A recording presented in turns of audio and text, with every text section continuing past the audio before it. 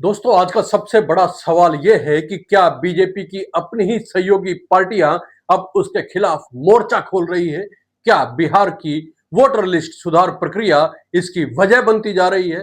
क्या बीजेपी की सहयोगी पार्टियों को संदेह हो रहा है कि चुनाव आयोग अब खुद स्वतंत्र संस्था नहीं रह गया है या वो सरकारी छाया बन चुका है? नमस्कार दोस्तों, मैं हूं प्रदीप डबास। दोस्तों, टीडीपी जैसी मजबूत पार्टी जो खुद आंध्र प्रदेश की सत्ता में है, वह अगर चुनाव आयोग की प्रक्रिया को संदेह के घेरे में लेके आती है, तो क्या ये संकेत है कि एनडीए अब दरकने लगा है?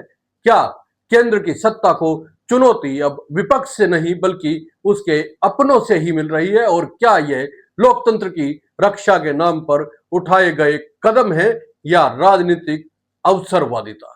आज के इस विश्लेषण में हम एक एक सवाल का जवाब तलाशेंगे, तथ्यों, बयानों और राजनीतिक पर्थों के बीच। दोस्तों, सबसे बड़ा सवाल है या सबसे पहला सवाल है कि बिहार में जो वोटर लिस्ट अपडेट हो रहा है, क्या वह एक रूटीन प्रक्रिया है या नागरिकता की जांच की पृष्ठभूमि तैयार की जा रही है? चुनाव आयोग ने 5 जुलाई को एक पत्र लिखा जिसमें कहा गया कि सभी राज्यों में बिहार की तरह ही वोटर लिस्ट अपडेट की जाएगी।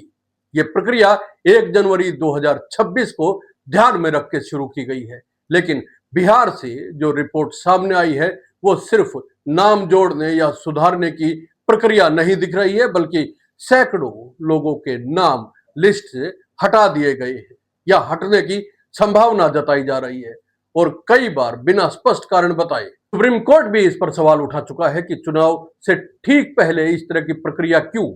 और अब आंध्र प्रदेश की सत्ताधारी पार्टी टीडीपी ने तो इसे सीधा नागरिकता की जांच जैसा करार दे दिया है।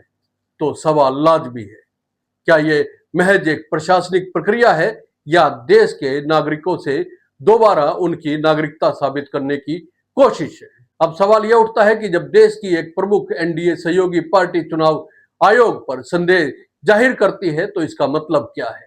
टीडीपी की ओर से चुनाव आयोग को लिखे पत्र में कहा कि वोटर लिस्ट अपडेट की प्रक्रिया सिर्फ नाम जोड़ने और हटाने तक सीमित नहीं होनी चाहिए।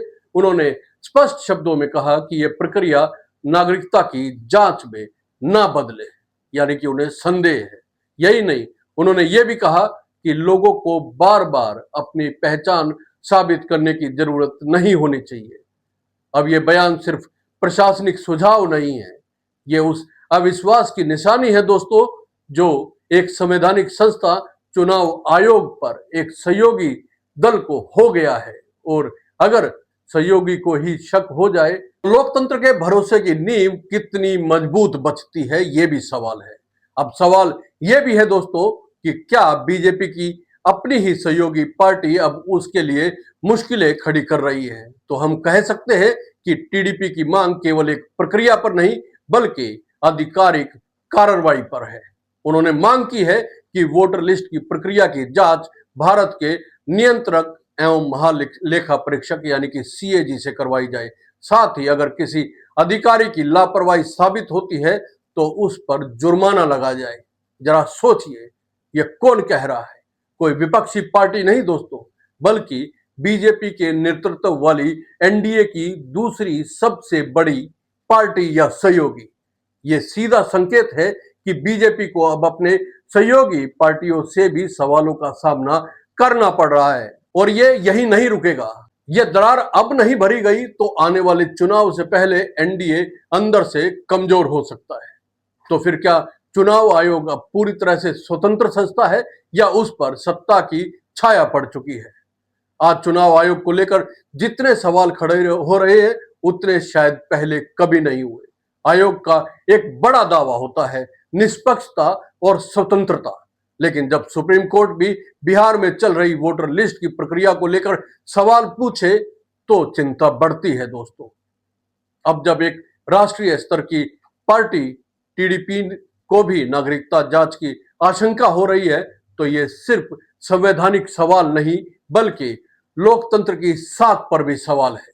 एक जमाने में चुनाव आयोग की निष्पक्षता पर कोई उंगली नहीं उठाता था दोस्तों, लेकिन आज उसकी हर प्रक्रिया सवालों के घेरे में क्यों नजर आ रही है? सवाल तो यह भी है कि क्या यह सिर्फ एक तकनीकी मामला है या इसके पीछे राजनीतिक रणनीति भी है। चंद्रबाबू नायडू कोई साधारण नेता नहीं है, वह राजनीति के रणनीतिक खिलाड़ी है और बार बार सत्ता में आने की उनकी शैली बताती है कि वो बिना सोचे कोई स्टैंड नहीं लेते। अगर टीडीपी इस वक्त चुनाव आयोग के खिलाफ इतना बड़ा सवाल उठा रही है तो ये कोई सहयोग नहीं, ये भविष्य की रणनीति है। खुद को बीजेपी से अलग दिखाने की, जनता के सामने लोकतंत्र का रक्षक बनने की और शायद अगली बार सत्ता समीकरण तय करने में बड़ा हिस्सा लेने की। तो यह केवल लोकतंत्र की चिंता नहीं, आने वाले चुनाव की रणनीति भी हो सकता है। एक सवाल और है दोस्तों कि क्या एनडीए अब पहले जैसा मजबूत गठबंधन नहीं रहा? तो हम कहेंगे कि बिल्कुल। पिछले कुछ साल में बीजेपी के साथ कई गठबंधन दलों की दूरियां बढ़ी है। पंजाब में अकाली दल अलग हो गया, बिहार में नीतीश कुमार ने कई बार पाला बदला, महाराष्ट्र में बीजेपी को उद्धव और फिर अजित पवार से झटका लगा, और अब जब टीडीपी जो हाल ही में एनडीए में लौटी है इतनी तीखी टिप्पणी कर रही है, तो यह साफ संकेत है कि एनडीए में पहले जैसी सहजता और विश्वास नहीं रहा है। दोस्तों, सहयोगी दल जब अपने अपने राज्य में बीजेपी से दूरी बनाना चाहते हैं ताकि केंद्र में उनकी पहचान अलग दिखे और जमीन पर पकड़ मजबूत हो सके, तो क्या यह मुद्दा बिहार चुनाव का बड़ा मुद्दा बन सकता है? यह भी सवाल है। तो हम कहेंगे कि निश्चित रूप से जब वोटर लिस्ट में नाम जोड़ने और हटाने की प्रक्रिया पर शक होने लगे और उस पर सत्ताधारी गठबंधन के अंदर ही सवाल उठने लगे, तो ये एक राष्ट्रीय चुनावी मुद्दा बन सकता है। यह सिर्फ बिहार तक सीमित नहीं रहेगा। अगर यह प्रक्रिया पूरे देश में लागू होती है तो हर राज्य में विरोध शुरू होगा, विपक्ष इसे नागरिकता की जांच करार देगा और एनडीए के अंदर भी मतभेद खुलकर सामने आ सकते हैं। ऐसे में चुनाव केवल महंगाई, रोजगार या नीतियों पर नहीं बल्कि लोकतंत्र की बुनियाद प्रक्रिया पर लड़ा जाएगा। तो क्या वोटर लिस्ट को आधार से जोड़ना एक लोकतांत्रिक सुधार है या फिर पहचान नियंत्रण का हथियार? टीडीपी ने यह भी मांग की है कि वोटर लिस्ट को आधार से वेरीफाई किया जाए, लेकिन यह वैकल्पिक हो। अब यह मांग खुद में ही बहुत कुछ कहती है, यानी पहचान सत्यापन तो हो लेकिन किसी को अनिवार्य रूप से आधार दिखाने के लिए बाध्य न किया जाए, क्योंकि हर भारतीय नागरिक के पास आधार नहीं है और उसे होना भी जरूरी नहीं है। आधार के जरिए अगर किसी की नागरिकता पर संदेह खड़ा हो जाए तो क्या ये लोकतंत्र की रक्षा है या फिर निगरानी का सिस्टम? दोस्तों, ऐसे में क्या चुनाव आयोग को जनता और दलों से संवाद की जरूरत नहीं है? ऐसे में हम कहेंगे कि बिल्कुल है। आज आयोग को यह समझना होगा कि अगर उसके कामकाज पर सुप्रीम कोर्ट, राजनीतिक दल और यहां तक कि आम नागरिक भी सवाल उठाने लगे हैं तो उसे संवाद बढ़ाना चाहिए। एक प्रेस कॉन्फ्रेंस, स्पष्टीकरण और पारदर्शी डेटा सार्वजनिक करना चाहिए।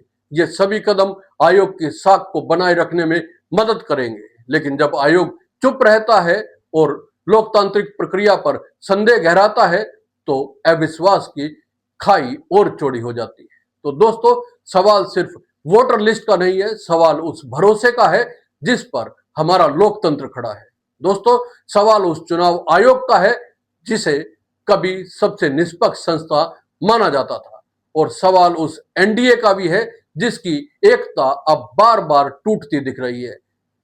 क्या आप मानते हैं कि ये नागरिकता जांच की शुरुआत है? क्या आपको लगता है कि टीडीपी की आपत्तियां जायज है या फिर राजनीति का हिस्सा है? और क्या चुनाव आयोग को सामने आकर जवाब नहीं देना चाहिए? अपना मत जरूर दीजिए, कमेंट कीजिए और वीडियो को शेयर जरूर करें। जुड़े रहे हमारे साथ, क्योंकि ये सवाल सिर्फ किसी दल के नहीं, हमारे लोकतंत्र के भविष्य के हैं। दोस्तों, आपको ये वीडियो अच्छा लगा है तो लाइक और शेयर करना ना भूलें, चैनल को सब्सक्राइब करें। बहुत बहुत धन्यवाद। जय हिंद।